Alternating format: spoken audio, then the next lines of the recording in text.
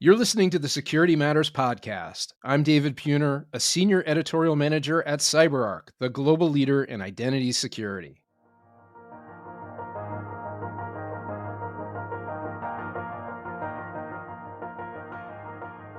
You're running late for a meeting. You log into your company portal, nothing.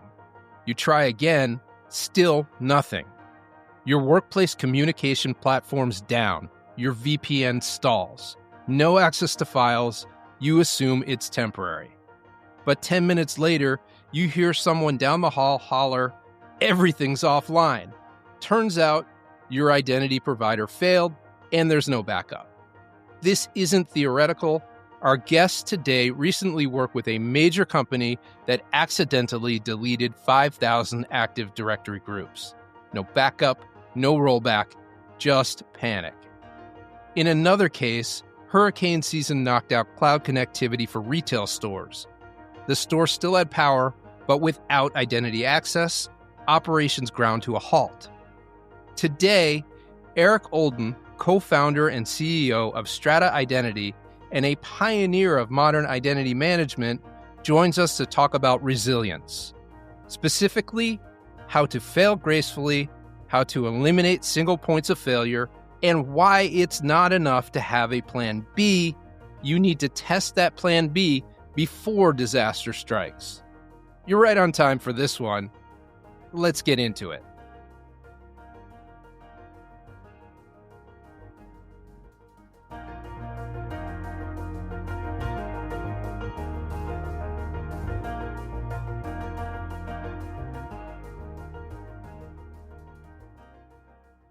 Eric Olden, CEO and founder at Strata Identity. Thanks so much for coming out of the podcast. Welcome. Thanks for having me, David. You've had an extensive career in identity management, from founding Simplified to leading Oracle's global identity division, and lots of other interesting and notable experiences along the way. So to start things off, how did you come to be known as the father of modern identity management? And how did you ultimately come to co-found Strata Identity in 2019? I think where most things, they start in some way as a happy accident. And I think in my case, I was in college and the web had just come out in 1994, 1995. And I was looking around and I thought, wow, this internet thing, I think there's something here. Early on, you may remember people say, oh, it's going to stay academic and it won't turn commercial. And I thought, I don't think that's not it's not going to last. It's going to eventually become a commercial thing. And what is the number one thing that people need when you do anything? It's security. You need to have a way to have confidence and trust. And so that was one of the early things that I saw was their early web applications. There weren't any ways to have what we take for granted today, like a session that would recognize it's you from one click to the next. So one of the first things that I was trying to figure out was, from an engineering standpoint, how could we create a dynamic website? And what would that look like if you could create a session? And once we could create a session, we could create an access control system that would say whether or not you can do what you're trying to do, because you would use that session to do the next thing. And my best friend and I, we started this company in our 20s, and one thing led to the next, and we had really found something that a lot of people needed. And next thing you know, we had a 300-person company. We were about to go public in the 2000 timeframe, and then .com crash happened. But the thing is, people still needed security. And instead of an IPO, we did an acquisition. And that turned into, I think, really the identity management market. Because in the very beginning, we didn't call it identity. We call it web access management. And I think people started to use the term identity management in the early 2000s. But I just give you an idea how early on all of that stuff was. And I was the CTO of the company. And one of the things I'm really proud of is the work we did to co-author a standard called SAML, a security assertion markup language. Mm-hmm. And that also a happy accident because we had customers, big banks in particular, that were trying to unify their multinational operations. And they needed a way to recognize that the bank customer that logged in New York is the same person when they access something in London and when they access something in Tokyo. And that was one of the most basic use cases that you couldn't solve in that early primitive technology. And so that turned into an early standard. And it really showed me that if you want to make a big difference in an industry, look at how you can influence and make it easier to do things. And a standard was a big part of that. So I think those are the two ways that my career started, in the technical side and then running product and building standards. After the acquisition, I had some time to catch my breath. And then when my non-compete wore off, I said, hey, I want to start another company. And that became Simplified because I saw in 2005, 2006 timeframe that people were moving to this new thing called software as a service. And I knew if they're going to use SaaS applications, then they're going to want that same confidence and trust that they had with systems that they control. But we now need to build this next generation, all starting with standards. And that was really the promise of Simplified. And, that coincidentally was acquired by the same company, RSA, that acquired the first company at Securant. And so it's been a kind of long journey and, found myself at Oracle on the other side of the table, if you will, at one of the biggest software companies in the world. And I saw the world through a different lens. Now, when you're trying to help hundreds of thousands of customers do things, there's a different kind of approach that you take. And I had a great experience at Oracle. But when the time came to really look at multi-cloud, as opposed to just Oracle's cloud, for instance, but more of the customer standpoint was, how do we make our applications work securely if we have some running on Amazon, some running on Azure, some running on Oracle, and others still on premises? That's when I realized nobody knows how to solve that problem. And that is so hard. It would be really rewarding if you can, from an engineering standpoint, if you could build something that would work. And then we built a company around that. So that was the story to where we are today. So we started Strata to build the VMware of identity and make it easy to use whatever cloud that you want and whatever identity system that you need, and to make it easy at the end of the day. Thank you for taking us along that career ride. I think if there's anything that we've established here at the top of the episode is that you've got foresight. So looking forward to maybe seeing what's in your crystal ball toward the end or along the way. So then turning to identity infrastructure and resilience, what are some of the critical dependencies in identity systems that organizations need to be aware of to help ensure resilience? I think one of the big things that I find people overlook is the criticality of identity for their digital operations. And if you think about it, as a tier 0 service, identity is on the same tier as electricity and bandwidth for digital operations. Mm-hmm. And people have, for decades, had backup strategies to make sure that the data doesn't get corrupted in the middle of a transaction, or how do you have a redundancy at the data layer. But people hadn't thought about that on the identity layer for good reason, because you're usually all in on one identity provider. And that always seemed untenable for me because as someone who's built many different distributed systems, I know that you got to avoid any single point of failure. And if you design a system with redundancy from the beginning, then you've got a shot at making that resilient because you're designed it to be resilient. And so some of the things that I think people uh, have, and consequently, we built a product around making that a thing that you can do very easily, fail over from one identity provider to another without compromising security or trust in your application. Now, a lot of times people think about where is the single point of failure?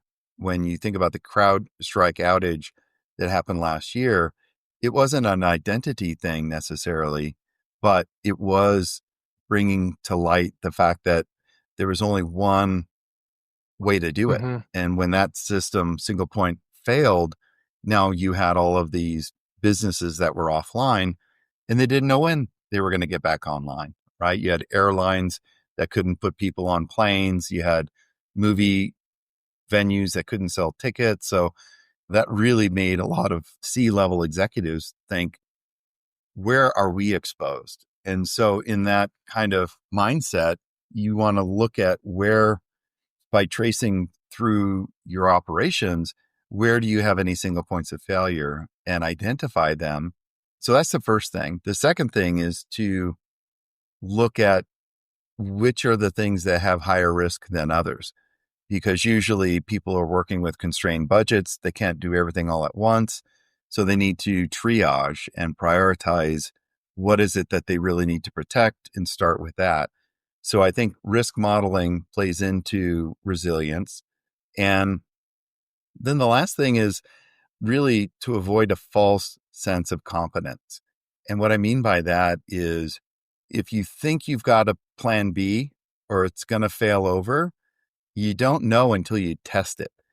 And I've talked to a lot of CISOs and other CIO types that have said, well, we had a backup plan, but we didn't run it because it would be too difficult to simulate an outage. And when it went down, we realized that, it would have been actually cheaper to have done the test as opposed to pick up the pieces after the accident.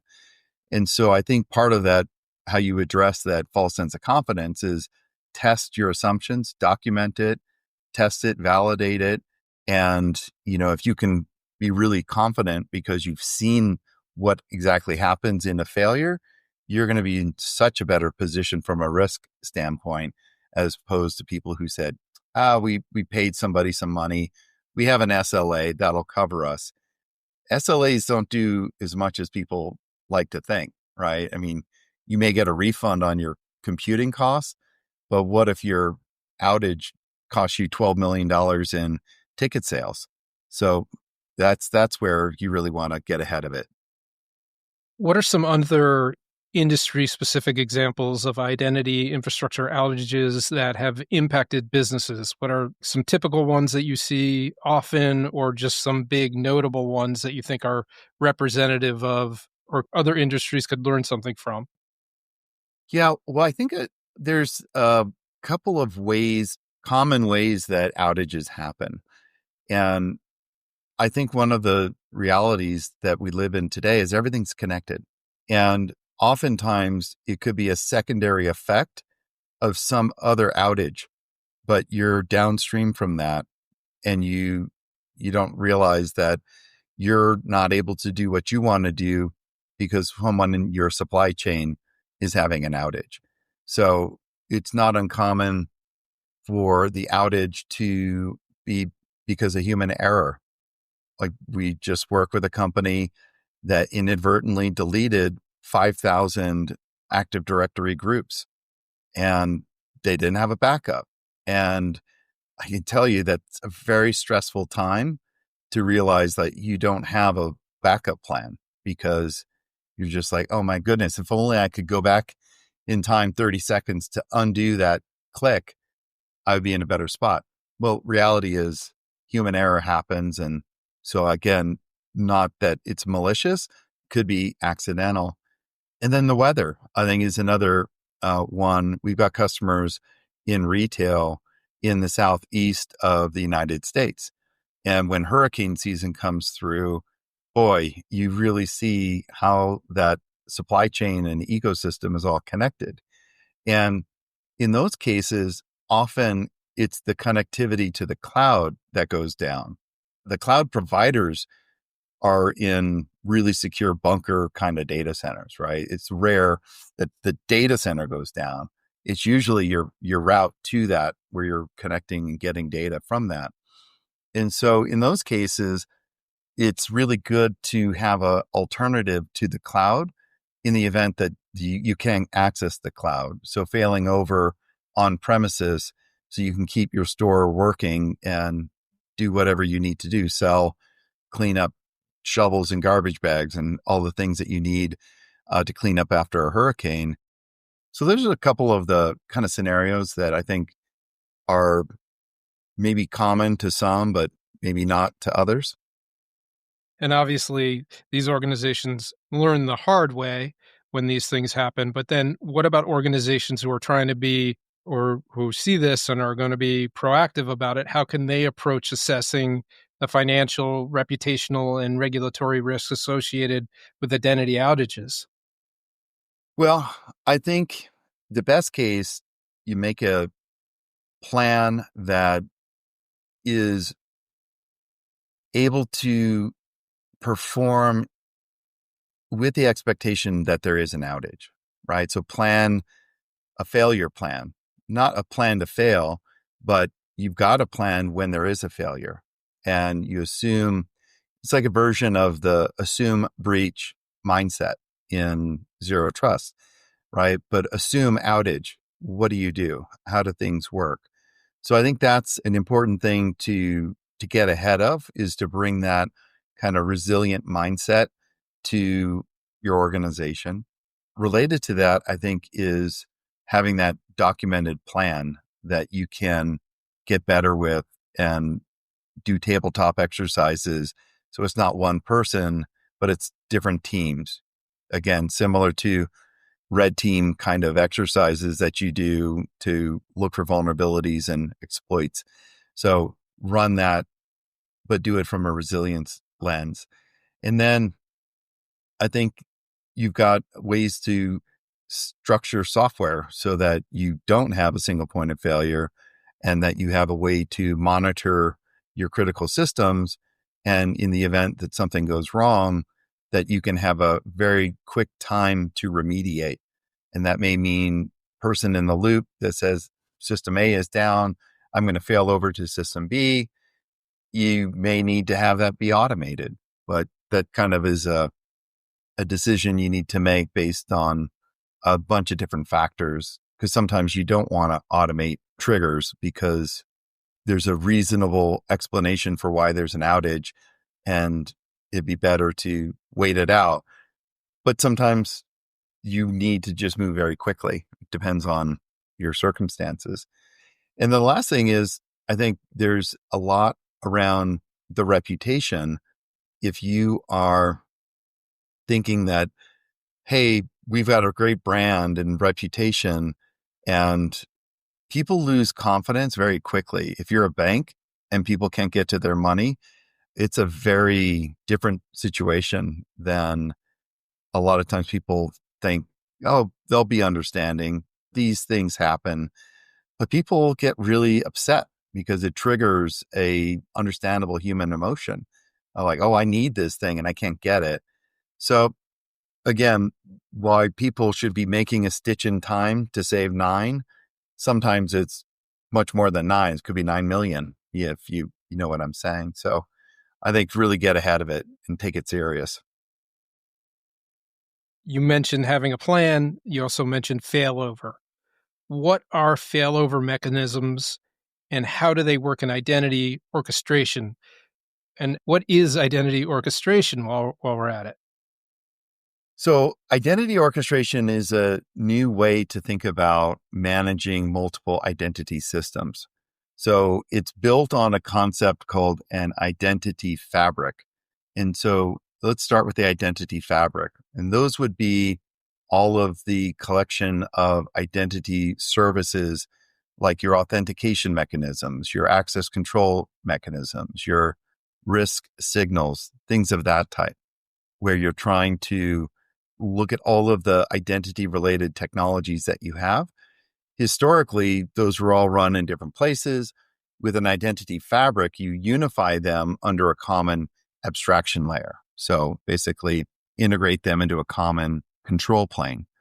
And then with that integration layer, you can then orchestrate a user in runtime to be able to be authenticated against Microsoft if that's what you're using, and then check access control with Oracle, and then maybe another step up authentication with passwordless from Hyper, right? So you have a lot of different combinations of identity technology, and orchestration allows you to bring those together and mix and match in real time how the user is orchestrated across these different identity systems. So what it looks like in practice to the end user is, let's say we're going to create a new account at a bank, and I'm signing up. I'm a brand new customer, and the bank wants me to have a real easy way to create a new account. But you don't want to have a bot create an account, and you can't have people in the wrong jurisdiction create an account. So the bank needs to do some validation. So the way you could create this multi-step onboarding would be to use orchestration. So step one, we may collect some information about their user, what state, their address, basic information, save that in an identity system. Step two, we want to verify that that really is a human. So we may use a tool like OneCosmos to do bot detection, make sure that, oh, it's really a person, CAPTCHA kind of technologies. But in the age of AI, it can be liveness validation. And then maybe the third step is we're going to, if you pass step one and two, we're going to create an account, and we're going to issue you a user ID and some credentials so that you don't have to use a password. So in that example, we've orchestrated that user experience in a journey across 3 different identity systems, as an example. Now, you could look at that and say, well, how does that play into resilience and failover? Well, the system, the orchestration system that is facilitating the runtime orchestration from one step to the other, that has the ability to have more intelligence built into it. So before it sends you to an identity provider, it'll make sure that identity provider is available. And so you've got a health monitoring telemetry that's going on. And so in the event that the orchestrator sees that the identity provider isn't available, then it can be configured to go to a different one, right? Go to plan B. And so that orchestrator at runtime as a proxy can send you intelligently based on the availability of the identity system that you're integrating with or you're interacting with. And so that's where this ability to fail over from one identity provider to another is facilitated uniquely by identity orchestration, because it's not built into the identity provider itself. Because if it's part of that and that goes down, then what's left to send you into alternative? And so that's where the orchestration plays into both the identity fabric, but also resilience across the different identity systems that you use. And not to be too much of a homer here, but identity orchestration can be part of identity security, correct? Yeah, it's used. Most of our customers, some of the biggest banks in the world, some of the biggest retailers, they use it for connecting all of the zero trust, continuous access, continuous authentication, and all of that. Those often are built by different technology providers, and you use orchestration to implement a zero trust architecture. So absolutely, identity security is realized, especially when you have multiple identity providers through identity orchestration. So then getting into the human factor of all this, how important is it for organizations to regularly simulate identity outages, and what are some best practices for conducting these simulations?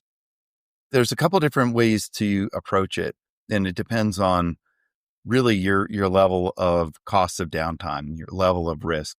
But you can, if you have really high risk, high cost of downtime applications, then you can actually set the orchestrator up to do load balancing between two different identity providers. So then in the event that one goes down, half the traffic's already going to the other one, and then you'll just fail all the traffic over to the working one. So that's like an active situation. For situations where you don't need necessarily to load balance, but you want to do more of an active passive where you have a primary that will fail over to a secondary in the event that you need to, that's a really good way to do it for most, I would say, the tier 2 applications. So if tier 1 are your mission critical, tier 2 would be your business critical applications. Tier 1, think trading systems, right? If your application's not up, you're out of business. Tier 2 would be more business critical, meaning you may be offline, you can't ship packages, but when you come back online after 3 hours, you'll get through the backlog and you'll be back and running. So for more of those ones that you don't want to have a 3 hour of outage, but you can accept, a couple seconds of downtime, then the active passive, I think would work in most cases. And then I think the other part is make sure that your system that's doing this, the failover system itself has no single points of failure, right? And so you want to think, how do you just deploy orchestration software that is running on a cluster? And Kubernetes has just been a real godsend for handling redundancy of the orchestrator proxies themselves. So run multiple of those behind a global load balancer, and you don't have any single point of failure in any of your systems. It does take an investment, certainly, but I think it's worth it.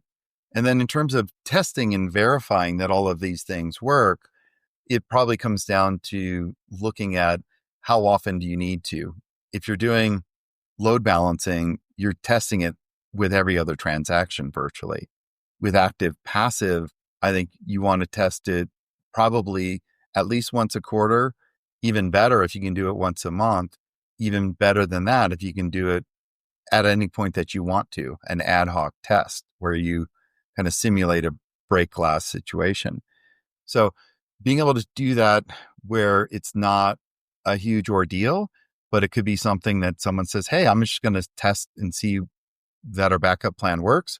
And I'm going to do that. And I'll spend an hour on Tuesday doing it before we have a big upgrade on Friday of some kind of thing. So I would say do it early and often, but definitely do it, because I can't tell you how many people have, it's like insurance. Oh, I don't need to get coverage for this car, this rental car. What are the odds I'm going to get in an accident? And then Murphy's Law kicks in, and that's the one time someone backs up into you and you're like, I could have paid $20 and avoided this $2,000 problem.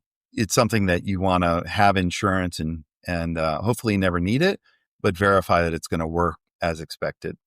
Are you always getting that extra coverage when you rent a car? I do. And I'm a little maybe over the top just because of my personality, but I'll make sure I use the credit card that has it by default. And then I buy the rider above and beyond. Knock on wood, I haven't been in an accident. So Yeah. I don't want to tempt fate, but yeah, I am that guy. During an identity outage, how can dynamic policies help prioritize critical roles and automate enforcement to maintain operations? A big part of managing availability is understanding what an outage looks like.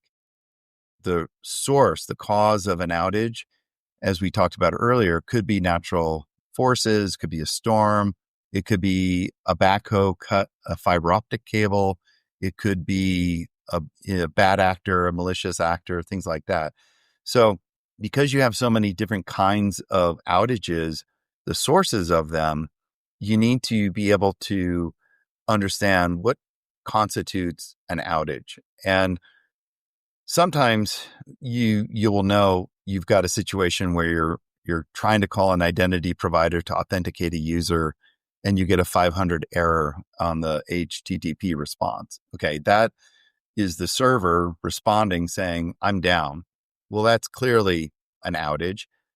How long is that going to be? Do we want to fail over or do we want to wait it out? And that's where the dynamic piece could come in, where you could say, well, with this shipping application, if we are offline for 5 minutes, then we can make that backlog up pretty readily. So we don't want to fail over. But if it's down for 6 minutes, the probability that's coming up very soon is a lot lower, right? So in that situation, you may have a rule that would say for any situation where we have an outage of 5 minutes, then do nothing. But once you get to 6 minutes, then fire off an alarm or automatically do something about it. Because sometimes things just get better on their own, right? It could be that the error on the server had something to do with the database reindexing or something, just making stuff up, right? But could be something that will sort itself out. And if you've got the wherewithal to wait 5 minutes, then it may make more sense to wait than to respond. On the other hand, if the application is a trading application and you have not even a case where it's down and giving you 500 errors, but instead you've got latency and it's giving you a response, but it's not coming in fast enough. Well, that can have downstream effects for traders who need timely execution of their orders. So in that situation, if you detect that things are going slow, then fail over to the other one, because we don't want to take the chance that, it's going to go from slow to stop. And we have service levels that we need to provide our users. So those are examples of why it's not just a binary black or white thing, but more often there's a lot of nuance to what is an outage. And then you may have different protocols that stipulate what you do in the event of an outage. And what I would say in all of the cases, log everything, audit everything, because the forensic after the effect of, after you've had the outage and you've got systems restored, you're going to go right into your logs and trace back, where did this go wrong? And if you don't have logs in place with the appropriate level of detail, then you're going to be looking for something that you can't find. And that's really frustrating, because it's hard to prevent the next one if you don't know what the cause was of the first one. So definitely log everything and make sure that you're got the level of detail that means that you could do something with that information. So speaking of nuances or lack thereof, regulatory standards, what strategies can organizations adopt to keep their identity continuity plans current and aligned with evolving regulatory standards? Regulatory issues are a huge thing in our world. Most of our customers are big multinational corporations. And why that matters is that they operate in different jurisdictions. And it's very common to have a company that's based in America have operations in Europe, as an example. And so when you're thinking about regulations, you got to think, where are your users? And it's not just the country or state that you operate in, right? You got to really think through, what are the cross-border requirements here? And part of that, I think, is recognizing that in Europe, they've led the way with a lot of the regulations that affect identity, in particular the GDPR, Global Data Privacy Regulations. And that came out of the EU. And a lot of American companies realize, well, even if we're based in the United States, we've got people who are coming in to our website, customers that are French, and they're accessing and putting their data about French nationals in our database in the United States. Well, you got to protect that information because the EU, if you're operating in that territory, in that jurisdiction, they have the ability to enforce different things, and fines or something nobody wants. So I think when you think of the way of how regulations and identity, don't just assume it's the country that you live and work in, but think about where your identities or your customers are accessing it. And then the second point is along the line of GDPR, the EU has led the way with regulation for resiliency and the DORA regulation, or the Digital Operation Resiliency Act. And what that says is basically what we've been talking about today, which is how do we have a plan? What are we doing to avoid disruption and resilience? And what do we do if we have an outage? What are our steps? So it's formalizing that. And although it started in the EU, because of the same kind of transitive nature of multi-jurisdictional, the cloud, the internet, I think a lot of people in the United States are waking up and saying, whether or not we can have a fine based on DORA, it's a good idea to make sure that we don't have no plan or a weakly defined or undocumented plan. So I do think that there's good that comes out of compliance, but it just may not be necessarily coming from the United States or a particular state in this country. But DORA seems to be really kicking in here in 2025. So, mentioned early on in the interview that you're known as the father of modern identity management. What we didn't mention yet is that you also authored Identity Orchestration for Dummies, which was published in 2024. And obviously, as a pioneer in the field, how does identity orchestration differ from traditional IAM approaches, and what benefits does it offer? I can't claim to be the father of identity any more than I think the cliche is, how's it go? Success has many parents and failure is an orphan. So I guess to the extent that things like SAML and identity and orchestration are catching on, I'll take a small bit of pride of ownership, just supporting and helping making that all happen. But I think to what you're saying on the difference between orchestration of identity and classic identity and access management, the way I think about identity orchestration and identity fabrics, they are an overarching layer, right? Where, hence the name strata, which is defined as layers, and the outermost atmosphere in the earth is the stratosphere, right? So that was kind of the idea conceptually, is to say, look, all clouds exist inside of the stratosphere. And if we at the strata layer can then orchestrate all of these different policies and rules in all of these clouds, we're not the clouds, but we're above the clouds and managing what happens within them.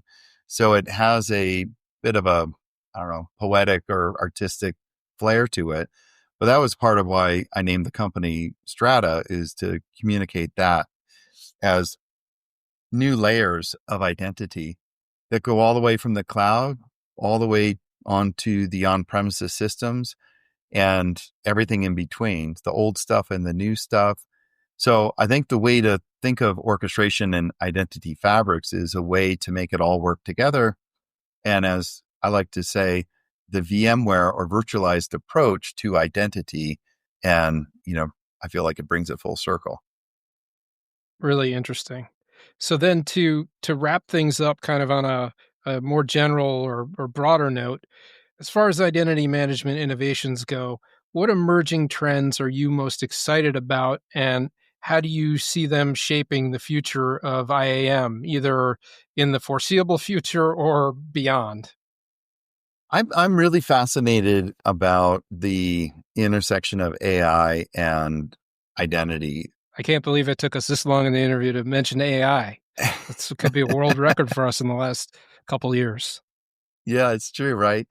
It's almost like the hype cycle has gotten out of control. But the thing is, what's different is that it's not just a trend. I mean, there's real compounding effects of initially is machine learning, and now with generative AI and some of the new things that are coming out, the line between the Turing test, I think is the classic Turing who invented modern cryptography in many ways. I had a test to see if a machine is a human or a machine. And if you pass the Turing test, you're indistinguishable about a human versus a machine. Well, think about it. Humans are identities. And to the degree that we need to, as information security people, need to protect data and make sure that we're sending it to the authentic identity, we have all sorts of technologies and techniques like multi-factor authentication, and passwords are terrible, and people use them. But I think you're not going to be able to use them even more reason not to rely on passwords is the fact that AI and these algorithms can either brute force attack and figure out your password or compromise some system and replay your credentials. That's still the most common way that people have identity breaches. So if you look at some of the things that have happened in the last year, one of the most striking examples was the case where it was a person in finance who got deep faked on a Zoom by someone faking that the chief financial officer was instructing the person to wire, I think it was like $25 million. And the person was like on a Zoom thinking I'm talking to my manager, and Right. This is the person who tells me to do those things. So how am I to not believe what I see? And yet here we are, right? And so I think the notion of really defending against the inevitable phishing attacks and the more sophisticated biohuman mimicry attacks, I think there's a lot that we got to stay ahead of. I think we're just in the very beginning of seeing how this is all play in to everything. From our standpoint, we're really looking at that intersection saying we need to be able to identify what's an AI or an artificial identity versus a real human, and then also work with the large language models, the LLMs, the open AI and ChatGPT, because those systems need to access APIs, and you want to have the appropriate level of access. So you don't have all of your data vacuumed into a model, but instead find a way to selectively enforce access and authorization. So it's not an all or nothing thing. But it's fascinating. I can't keep up with it sometimes. And absolutely, teaser alert for you. By the time this episode comes out in a couple of weeks, our new identity landscape report will be out. Machine identities now outnumber human identities by over 80-1. So there's a lot of identities out there. That's for sure. Eric Olden, a man with many plans. Thank you for coming on to Security Matters. Really enjoyed speaking with you. Thanks for having me, David. It's been great. Thank you. All right, there you have it. Thanks for listening to Security Matters. If you like this episode, please follow us wherever you do your podcast thing so you can catch new episodes as they drop. And if you feel so inclined, please leave us a review. We'd appreciate it very much, and so will the algorithmic wins. What else? Drop us a line with questions, comments, and if you're a cybersecurity professional and you have an idea for an episode, drop us a line. Our email address is securitymatterspodcast, all one word, @cyberark.com. We hope to see you next time.